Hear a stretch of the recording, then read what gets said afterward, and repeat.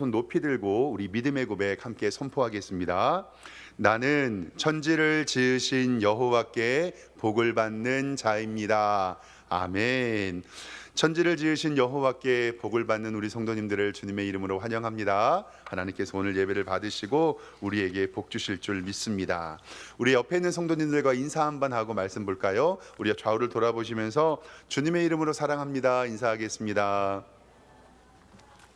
네, 오늘 예배 잘 오셨습니다. 하나님께서 오늘 예배 가운데 은혜 베풀어 주시고 복 주실 줄 믿습니다. 어렸을 때 유치원 그리고 초등학교 저학년 다닐 때 가족들과 친지의 결혼식을 이렇게 다녔던 경험이 있었습니다.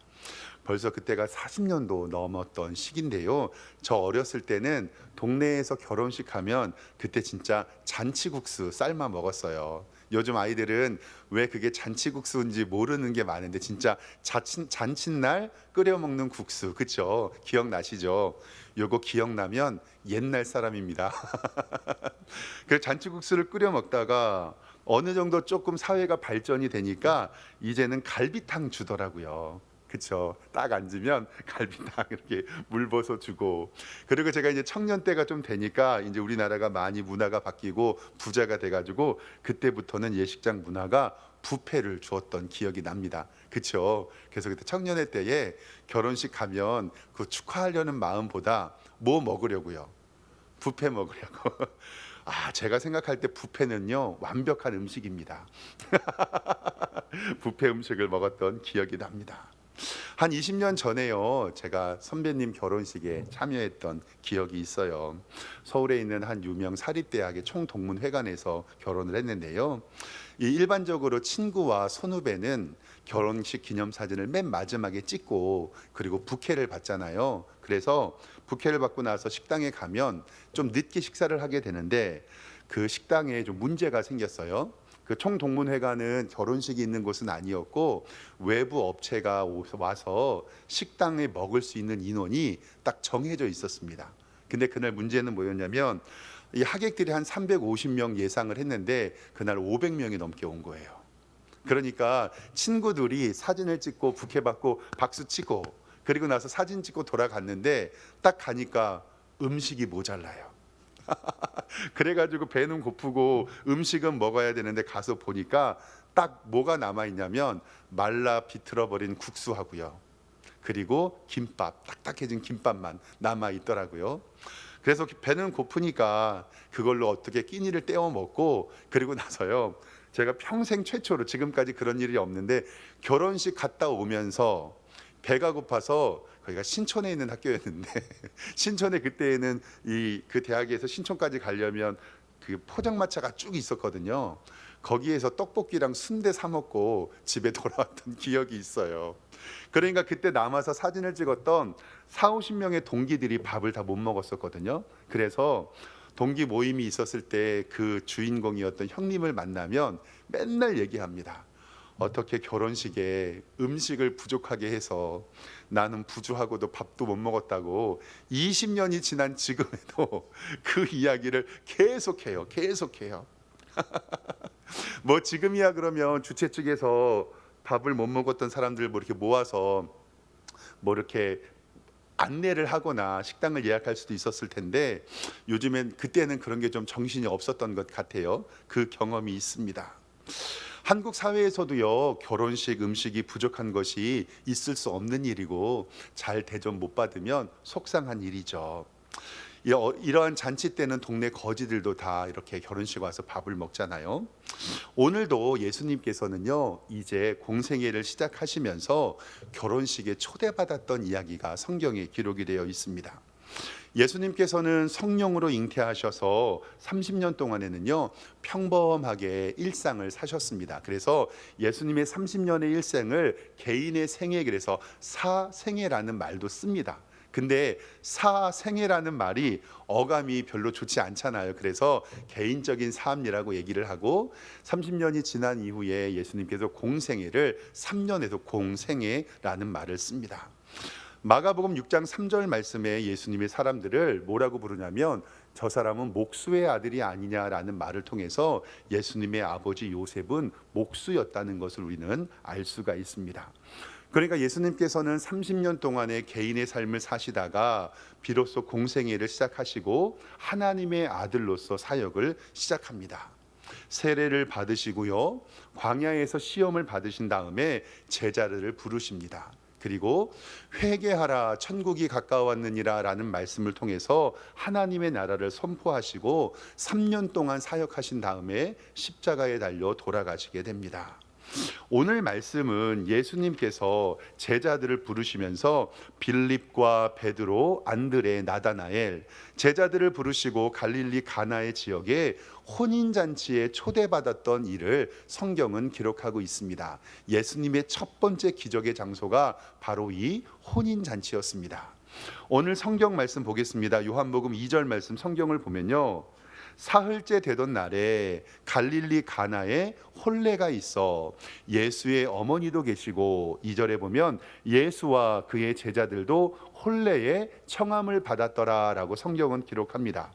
그러니까 예수님의 어머니가 계시다는 것은 이게 성경학자들이 추측을 하는 거예요. 아마도 예수님의 어머니 쪽, 즉 예수님의 외가 쪽의 잔치가 아니었을까. 그리고 제자들과 예수님도 혼례에 청함을 받았다라고 이야기를 하면 갈릴리 지역에 사는 예수님의 외사촌쯤 되지 않았을까라고 성경학자들은 해석이 됩니다. 그리고 나중에 예수님의 어머니가 혼주처럼 포도주가 없는 것을 챙기거든요. 그러니까 예수님 어머님과 가까운 친척이 아니었을까라는 생각을 하게 됩니다.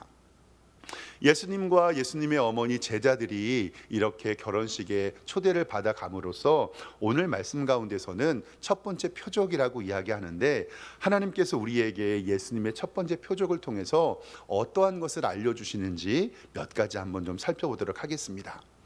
첫 번째로 오늘 말씀 가운데 기억해야 될 것은 우리의 인생은 항상 부족하다라는 것이에요. 우리의 인생은 항상 부족하다. 이것은 만족함이 없고 항상 목이 마르고 채워지지 아니하는 갈급함이 우리 가운데 있다는 것입니다. 설교 서두에 제가 참석한 결혼식에 음식이 떨어진 이야기를 했잖아요. 정말 경황이 없는 일이죠. 예수님이 참석한 결혼식에도 음식이 떨어집니다. 그 음식 가운데서 유대인들이 가장 중요하게 생각하는 포도주가 떨어집니다. 일반적으로 유대인의 결혼식의 풍습은 1주, 2주 정도를 길게 마을 잔치를 통해서 하고요, 신부가 신랑을 기다리는 것들, 그러한 것들을 통해서 일주일 동안 결혼식을 진행을 합니다. 일주일 동안 동네 잔치가 벌어지고 물이 부족한 나라였기 때문에 포도주를 만들어서 결혼식 내내 제공하고, 그때 당시에 결혼식의 질은 어떻게 생각되냐면 포도주가 얼마나 좋은 포도주가 있느냐, 그러니까 우리는 포도주를 잘 만들어서 그 손님들을 대접하는 것이 유대 당시의 결혼식의 초점이었습니다. 즉 포도주가 떨어지면 혼주가 걱정을 해야 되는데, 오늘 말씀에 보면 예수님의 어머니 마리아가 예수님께 도움을 구하는 장면이 나옵니다. 그래서 예수님의 어머니가 혼주와 밀접한 관계가 있지 않을까라고 생각을 하는 것입니다. 3절 말씀 함께 성경 보겠습니다. 3절 말씀에 포도주가 떨어진지라 예수의 어머니가 예수에게 이르되 저들에게 포도주가 없다 하니. 결혼식에서 단순히 포도주 음료수가 떨어진 사건으로 볼 수 없는 것이, 성경은 이 사건을 예수님께서 제자들에게 말씀하시는 첫 번째 표적이라고 이야기합니다. 좀 뒤를 가서 요한복음 2장 11절 말씀을 보면요, 예수께서 이 첫 표적을 갈릴리 가나에서 행하여 그의 영광을 나타내심에 제자들이 그를 믿으니라. 이 표적이라고 하는 말은 쉬운 말로 사인이라는 말이에요. 고속도로를 타거나 어디에 가면 이렇게 전광판이나 내비게이션의 화면이 보는 것처럼 그 사인을 이야기합니다. 야구에서 투수와 포수가 감독과 이런 코치진들이 하는 그 사인이 바로 이 표적입니다. 그러니까 예수님께서는 오늘 있는 가나의 혼인잔치를 통해서 어떤 사인을 제자들에게 알려주시고자 하는 말씀입니다. 즉 예수님께서 이 땅에 오신 구원자이심을, 그리스도이심을, 하나님의 아들이심을 알려주는 사인이 바로 오늘 말씀의 표적입니다. 요한복음에는요 총 7가지 표적이 있는데 오늘 말씀은 첫 번째 표적입니다. 예수님께서는 가나 혼인잔치를 통하여 우리에게 영적으로 어떤 것을 알리시기 위한 그 첫 번째가 바로 우리의 인생은 부족함, 그리고 유한함, 그리고 목마름, 만족이 없음, 채워지지 않는 갈급함이 우리 가운데 있다고 성경은 말씀하고 있습니다. 마셔도 마셔도 목마르고요, 먹어도 먹어도 배가 고프고요, 쾌락을 즐기고 즐기도 우리의 인생 가운데는 만족이 없습니다. 제가 인간의 본성이 제일 크다라고 느꼈던 것은 언제였냐면, 제가 13년 전에 어머님께서 신장암으로 소천하셨거든요. 그때 어머니가 환갑도 안 돼서 돌아가셔서 저는 좀 충격이 컸어요. 그리고 기도하면서 하나님께서 살려주신다고 굳게 믿었었고, 그리고 기도를 많이 했었거든요. 그래서 처음에는 어머님께서 신장암이 완쾌되셨다가 나중에 재발되셔서 7년 동안 투병을 하신 다음에 돌아가셨는데, 어머니의 장례를 치르면서 제 마음속에, 그때 제가 목사 안수 받은 지 얼마 안 됐었거든요. 어머니가 돌아가시니까 마음속에 솔직하게 목사도 하나님을 조금 원망하는 생각이 들고, 하나님 치료해 주시고 고쳐 주신다고 저랑 약속하셨는데 왜 어머니 먼저 돌아가셨습니까? 라는 그런 원망의 마음이 조금 들었습니다. 그래서 너무너무 속상하면서 장례식을 2박 3일 동안 치르는데, 그때 제가 왜 이 말씀을 드리냐면요, 장례식을 치르는 3일 동안에 괴롭고 정신이 없고 그렇게 힘이 드는데요, 배가 고파요. 너무 힘들고 지치고 괴롭고 정신이 피폐하면 그냥 그대로 살아갈 줄 알았는데, 둘째 날 아침에 일어나서도 속이 상해서 어머니 그 관 앞에, 그러니까 그 앞에 앉아 있는데, 영정 앞에 앉아 있는데 배가 고파요. 인간의 이 채워지지 않는 갈급함, 이 목마름, 배고픔, 육신의 고통. 그래서 제가 그때 울면서 밥을 먹었던 기억이 있어요. 야, 이렇게 속상해도 배가 고프구나. 인간의 죄성과 인간의 본성을요, 저는 그때 뼈저리게 느꼈어요. 아, 이렇게 힘들어도 배는 고프구나, 목은 마르구나, 쾌락은 끝이 없구나, 만족은 없구나. 근데 육체적으로도 그런데 우리의 영적으로도 우리는 마찬가지입니다. 육체적으로 이렇게 배고픔을 갈망하는 것은 영혼도 마찬가지입니다. 즉 하나님을 떠난 인간에게는 이렇게 만족함이 없습니다. 예수님께서는 요한복음 4장에 가면 사마리아 여인과의 대화를 통해서 잘 나타납니다. 예수님께서 어떤 여자를 만나십니다. 과거가 있는 여자입니다. 사람을 피해서 뜨거운 정오에 물을 길러서 혼자 옵니다. 근데 예수님께서 물 한 잔 달라고 얘기하시죠. 그때 예수님에게, 이 여인에게 물어봅니다. 너는 남편이 5명이나 있지 않냐? 이 여자가 모든 것을 숨겼는데 그것을 깜짝 놀라서 예수님에게 누구십니까? 라고 물어보니 예수님께서는 지금 너랑 살고 있는 남편도 내 남편이 아니다 라고 얘기합니다. 이 여인은 어떤 여인이냐면, 세상의 돈과 명예와 쾌락만 쫓고 살았던 유한한 인간만 바라봤던 인간의 표본입니다. 이 여자가 깜짝 놀라서 예수님을 바라보면서 누구이십니까? 라고 물어보니 예수님께서는 내 생명의 물을 마시면 영원히 목마르지 않는다라는 것을 알려주십니다. 오늘 그 말씀이 요한복음 4장 13절에 나오는데요, 화면 잠깐 보겠습니다. 예수께서 대답하여 이르시되 이 물을 마시는 자마다 다시 목마르지 아니려니와. 즉 예수님께서는 영적인 목마름을 알려주셨어요. 14절에 내가 주는 물을 마시는 자는 영원히 목마르지 아니하리니 내가 주는 물은 그 속에서 영생하도록 솟아나는 샘물이 되리라. 근데 여자가 뭐라고 얘기하냐면, 여자가 이르되 주여 그런 물을 내게 주사 목마르지도 않고 또 여기 물 기르러 오지도 않게 하옵소서. 아멘. 예수님께서는요, 우리 인생을 살아가는 영적인 목마름, 즉 우리가 죄의 문제를 해결하고 예수 그리스도를 믿지 않으면 지옥에 가는 문제에 대해서 얘기합니다. 근데 이 사마리아 여인은 육적인 목마름을 이야기를 하죠.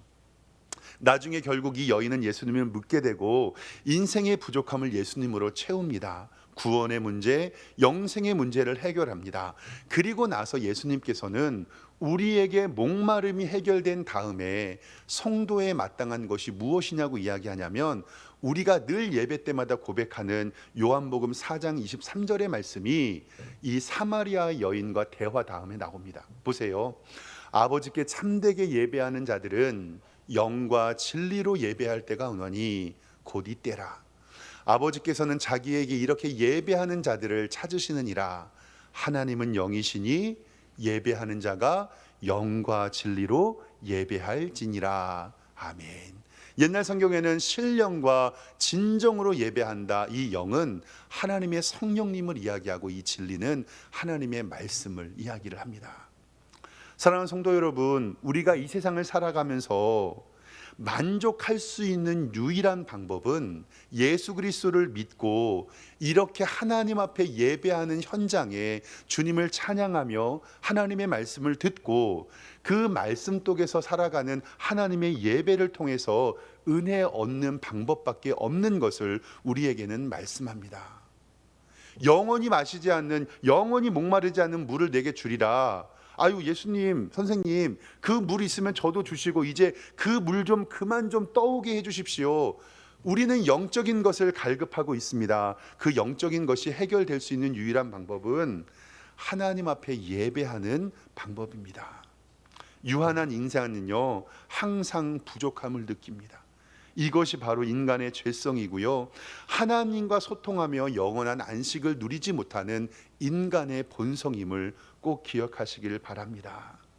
이것을 채울 수 있는 방법은 아무것도 없고 예수 그리스도를 믿는 믿음뿐이라는 것을 반드시 기억하시기를 바랍니다. 이제 두 번째로는요, 우리의 문제의 해결의 열쇠를 찾아봐야 되는데, 바로 우리의 문제의 해결의 열쇠는 예수 그리스도 하나님의 아들입니다.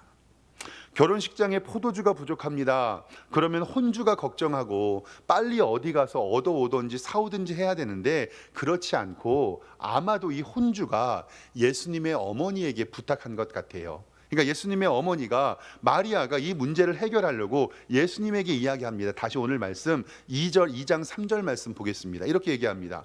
포도주가 떨어진지라 예수의 어머니가 이르되 저들에게 포도주가 없다 하되, 4절에 예수께서 이르시되 여자여 나와 무슨 상관이 있나이까, 내 때가 아직 이르지 아니하였습니다 라고 이야기를 합니다. 왜 마리아가 예수님께 포도주 문제를 상의했는지 목사님들마다 성경 해석이 저마다 다릅니다. 그리고 어떻게 보면 오늘 말씀이 예수님이 어머니에게 여자여 너와 나는 아무 상관이 없다, 말씀 준비하면서 여러 가지 주석을 찾아봤는데 이것에 대한 궁극적인 해결을 저도 찾을 수가 없어서, 성경 읽다가 모르는 건 어떻게 하면 좋냐면요, 천국 가서 물어보면 됩니다.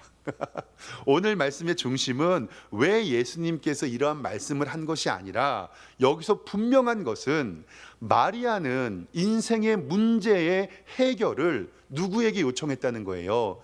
예수님에게 요청했다는 거예요. 성경이 말하는, 예수님은 이때 당시에 예수님의 공생애로 나타나지 아니하셨지만 예수님을 성령으로 잉태했고 그의 아들의 이름이 예수와 메시아라는 것, 임마누엘이라는 걸 알았고, 동방박사의 경배와 목자들의 경배, 그리고 그가 하나님의 아들인 것을 분명히 알고 있었습니다.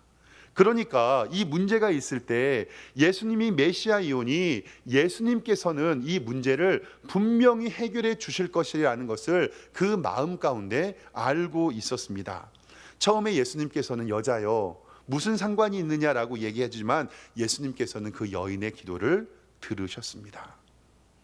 예수님께서 그렇게 말씀하신 것은 아직 내 때가 이르지 아니하였다라고 이야기하지만, 마리아는 전형적인 인간의 부족함과 모자람을 이야기했지만 예수님은 이것을 통하여 하나님의 아들 예수 그리스도를 스스로 말씀하시는 표적으로 삼았다, 즉 사인으로 삼았다는 것이 바로 성경의 은혜입니다. 예수님의 말씀에 섭섭할 수도 있을 것 같은 어머니가, 마리아는 다시 한번 예수님의 말씀을 듣고 예수님은 그 이야기를 이렇게 말합니다. 오늘 5절 말씀에 보면 보세요. 그의 어머니가 하인에게 이르되 너희에게 무슨 말씀을 하시든지 그대로 하라. 아멘. 즉 예수님께서는 예수님의 요청을 한 다음에 예수님의 말을 듣고도 아니다, 예수님께서 이 문제를 해결해 주실 것이다. 마리아는 당장의 눈앞에 처한 어려움의 문제를 얘기했지만 예수님께서는 이것을 영적으로 해석하여 주셔서 인류의 구원자로 오신 예수 그리스도를 우리에게 알게 해 주십니다. 여기서 우리가 분명히 기록해 알아야 할 건 뭐냐면, 마리아는 예수님에게 요청했고 그 문제 해결을 누가 했어요? 예수님이 했다는 것. 우리의 인생을 살아가면서 부족하고 모자란 것이 포도주 하나뿐이겠습니까? 제가 살아보니까요, 돈이 항상 부족합니다. 돈이 항상 부족해요. 시간도 항상 부족하고요. 명예와 권력을 한 번도 가진 적이 없어서 어떤 사람들이 저한테 이런 말이에요. 목사님, 저는 한 번도 갑질을 해본 적이 없어요. 한 번만이라도 갑질 한번 해보고 싶습니다 라고 얘기하시는 분들도 농담처럼 들었습니다.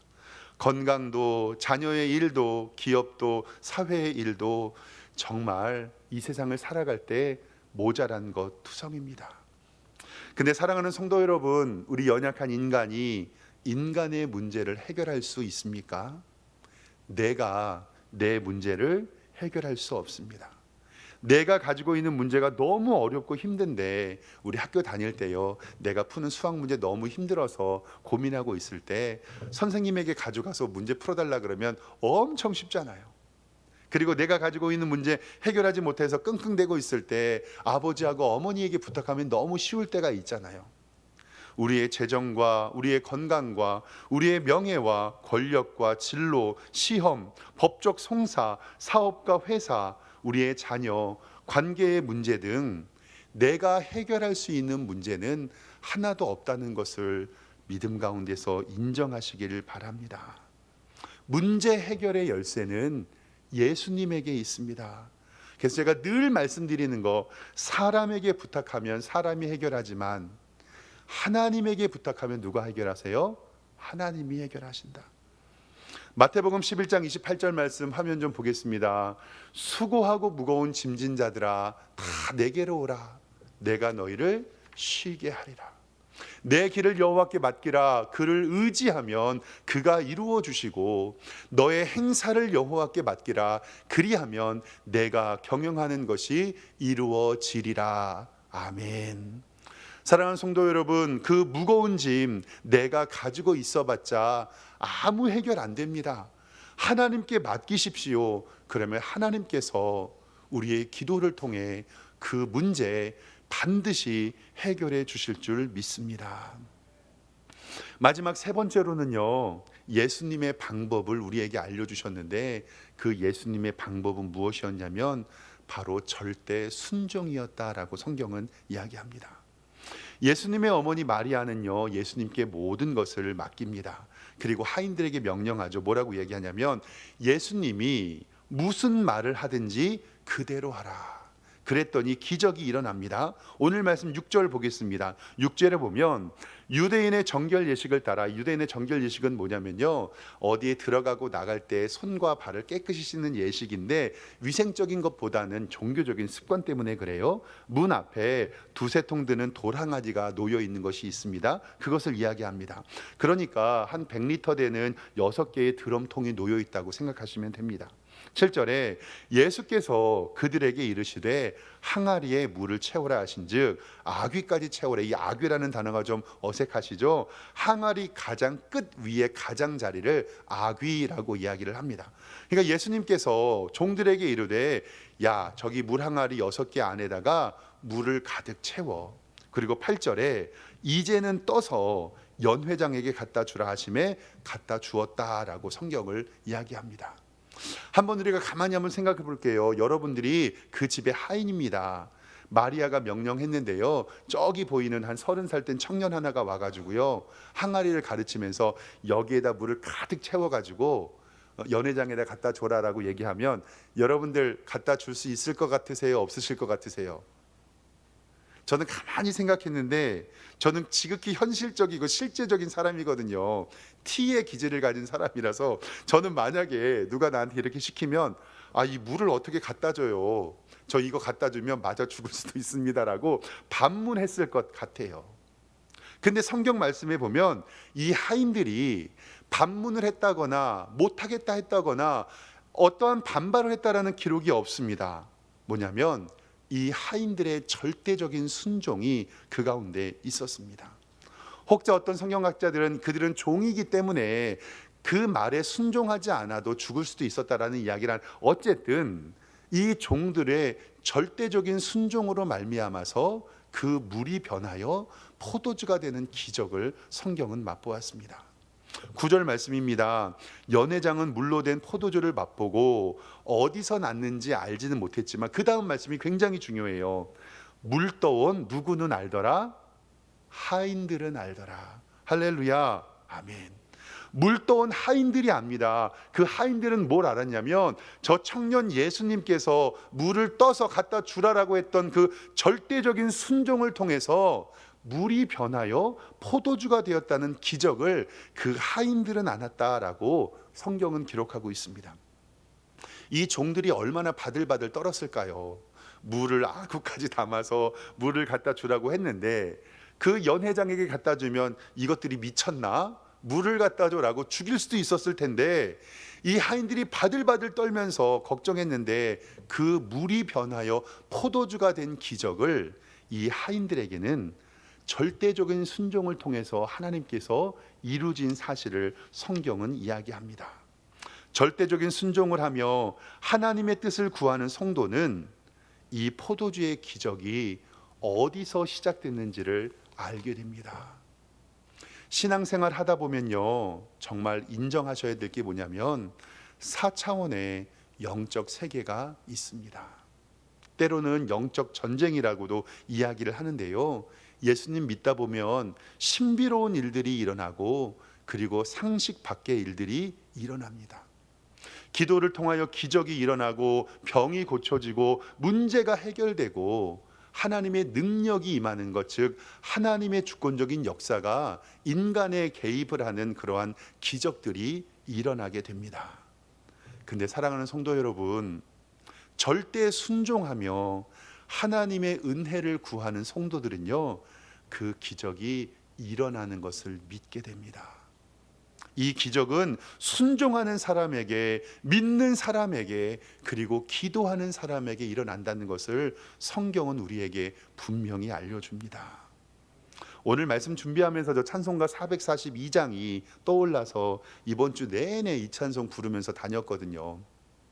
찬송가 442장은요 이렇게 기록되어 있어요. 아마도 이 찬송가를 지은 성도가 새벽 예배 끝나면서 이 찬송 지은 것 같아요. 보세요. 저 장미꽃 위에 이슬 아직 맺혀 있는 그때에, 시간적으로 보면 해 뜨기 전이니까 뭐 하는 시간이에요? 새벽 기도하는 시간이에요. 귀에 은은히 소리 들리니 주 음성 분명합니다. 그 다음에 주님 나와 동행을 하면서 나를 친구 삼아 주셨는데, 그 다음의 말씀이 너무나도 제게 좋아요. 보세요. 우리 서로 뭐예요? 받은 그 기쁨을 알 사람이 없도다. 아멘. 다음 찬송이요. 그 청아한 주의 음성 우는 새도 잠잠케 한다. 그 하나님의 음성이 들리는데 새벽에 우는 새들도 다 잠잠한 거예요. 내게 들리던 주의 음성이 늘 귀에 든든하다, 쟁쟁하다. 주님 나와 동행하면서 나를 친구 삼으셨네. 우리 서로 뭐예요? 받은 그 기쁨을 알 사람이 없도다. 3절입니다. 밤 깊도록 동산 안에 주와 함께 있으려 하나 괴로운 세상에 할 일 많아서 날 가라 명하신다. 계속 새벽 예배하고 변화산에서 주님과 함께 있고 싶지만 이제 새벽 예배 끝나고 7시 8시 되면 집에 가서 뭐 하러 가야 돼요? 밥하러 일하러. 괴로운 세상에 할 일 많아서 날 가라 명하시는데, 보세요. 주님 나와 동행하면서 나를 친구 삼으셨네. 그 다음에 우리 서로 받은 그 기쁨을 알 사람이 없도다. 연회장이 물로 된 포도주를 마시고, 이 연회장은 이 포도주가 어디서 났는지를 몰랐어요. 몰랐는데 물떠온 하인들은 알더라. 우리 서로 받은 그 기쁨은 알 사람이 없도다. 사랑하는 성도 여러분, 순종한 사람은 압니다. 기도한 사람은 알아요. 믿는 사람은 알고, 감사하는 사람은 알고, 아멘하는 사람은 알고, 주의 길 가며 절대 순종하는 사람은 이 일이 우연이 아니라 하나님의 기적이고, 하나님의 섭리이고, 하나님의 응답이고, 하나님의 절대 순종의 열매라는 사실을 우리 자신은 알게 된다라는 사실입니다. 사랑하는 성도 여러분, 그 연회장이 알지 못했던, 그러나 물떠온 하인들이 알았던 절대 순종의 믿음의 가치를 여러분 함께 누리시기를 주님의 이름으로 축원합니다. 그렇기 때문에 기도해야 하고, 하나님의 음성을 들어야 하고, 하나님께 간구해야 하는 것이 바로 성도의 삶의 자세입니다. 이제 연회장이 신랑을 부러 말합니다. 10절에 사람마다 먼저 좋은 것을 내놓고 취한 것에 취한 다음에 낮은 것을 내거늘 그대는 지금까지 좋은 포도주를 두었다. 일반적으로 처음에 좋은 포도주를 내고 취하면 이 사람들이 어떤 것을 마시는지 모르니까 나쁜 포도주를 나중에 주는데, 처음부터 최상급 포도주, 그 나중에도 최상급 포도주가 되니 그 혼인잔치는 정말 아름답게 변했습니다. 우리 성도님들은 성경을 바라보면서 혼인잔치는 예수 그리스도께서 이 땅에 오신 날 우리가 단정한 신부가 되어 주님을 기다리는 것을 예표한다는 사실을 다 아실 것입니다. 물이 변하여 포도주가 되는 것은 말씀이 육신이 되어 우리 가운데 거하시는 하나님의 능력임을 압니다. 질량과 물질이 변하는 물리적인 변화, 즉 물이 변하여 포도주가 되는 첫 번째 표적은 예수 그리스도의 십자가 보혈이 성찬으로 이어지고, 네 번째 표적인 오병이어 사건을 통해서 예수님께서 생명의 떡이심을 우리에게 알려주시는 사건이 바로 이 첫 번째 표적인 바로 가나의 혼인잔치의 사건입니다. 예수님께서는 이 사건을 통해서 예수님의 피, 포도주를 상징해 주셨고, 예수님의 살, 오병이어의 떡이 된 이 떡을 알려주셨습니다. 우리는 이것으로 예수님께서 우리에게 베풀어 주신 첫 번째 표적, 예수 그리스도의 십자가의 보혈의 능력을 우리는 믿게 됩니다. 사랑하는 성도 여러분, 우리의 인생 항상 부족합니다. 영적으로 부족합니다. 그러나 문제 해결의 열쇠는 예수 그리스도이심을 믿습니다. 그 예수님의 방법은 절대 순종으로 하나님의 말씀을 구하고 하나님의 은혜만을 구하는 것입니다. 절대 순종으로 하나님의 기쁨을 알아가는 우리 성도님들 되시기를 주님의 이름으로 축원합니다. 기도하겠습니다. 하나님 아버지, 우리 성도들이 하나님 앞에 절대 순종함으로 주의 영광 돌리게 하여 주시고, 그 순종을 통한 기쁨이 하나님께 영광이 되며 물떠온 하인들이 알았던 믿음의 고백이 우리에게도 있게 하여 주시옵소서. 우리 서로 받은 그 기쁨을 알 사람이 없는 기적의 역사가 우리 성도들의 삶에 나타날 수 있도록 인도하여 주시옵소서. 예수 그리스도의 이름으로 기도드리옵나이다. 아멘.